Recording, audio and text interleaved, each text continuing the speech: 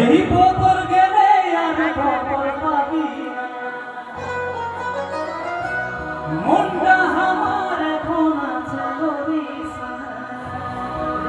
সত্যি কথা বলতে কমিটি জানা হয় না, অনেক কষ্টের কিন্তু অনুষ্ঠানটা অনুষ্ঠিত করছে। ক্যান্সেল হওয়ার পর আগে অনুষ্ঠানটা হবে, তাই না? এই বছরটা যদি চলে যায় তো আরো এক বছর লাগে যাবে বছরটা আসতে।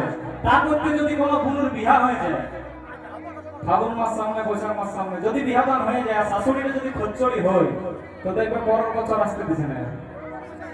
থাল বসার মাঝে মাঝে জীবনটা শেষ হয়ে যাবে, কিন্তু আর গায়ের মেলা দেখা হবে না।